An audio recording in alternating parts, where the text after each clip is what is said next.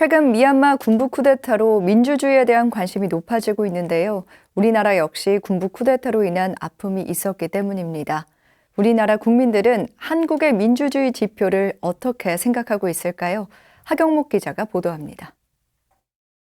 우리나라 국민의 57%가 우리나라는 국민의 뜻에 따라 통치되고 있다고 생각하는 것으로 조사됐습니다.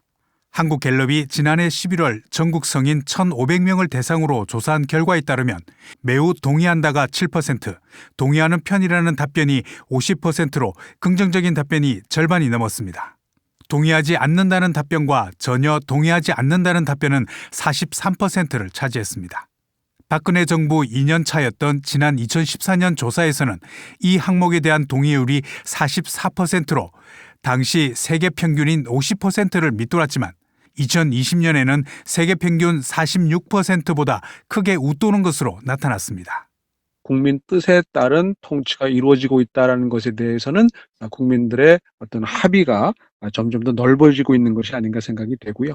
우리나라 민주주의의 그 질적인 부분에서의 완성을 향해서 가고 있다, 이렇게 생각해 볼 수 있을 것 같습니다.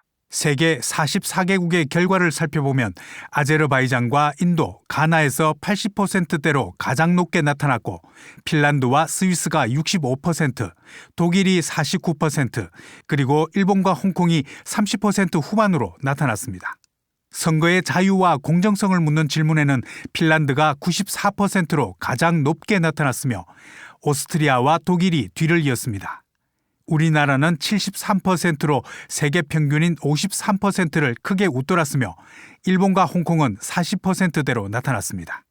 절차적 민주주의와 공정성을 상징하는 선거의 신뢰도는 높은 반면 여전히 사회적 차별과 불평등에 대한 인식은 개선해 나가야 할 점으로 지적되고 있습니다.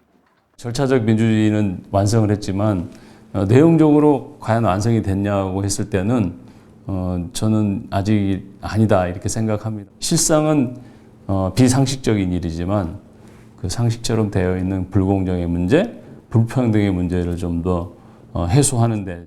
두 개 항목을 결합해 지수화한 VOP 지수는 가나가 44개국 중에서 가장 높은 248로 나타났고 핀란드는 188, 독일은 99, 한국은 71, 미국은 37, 일본은 9점으로 나타났습니다.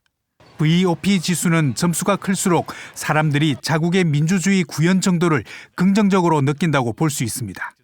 이번 조사는 갤럽 인터내셔널이 지난해 10월부터 12월까지 우리나라를 비롯해 44개국 성인 총 41,998명을 대상으로 전화와 온라인, 면접 조사로 진행했으며 한국 조사는 제주를 제외한 전국 1,500명을 조사했습니다. BTN 뉴스 하경목입니다.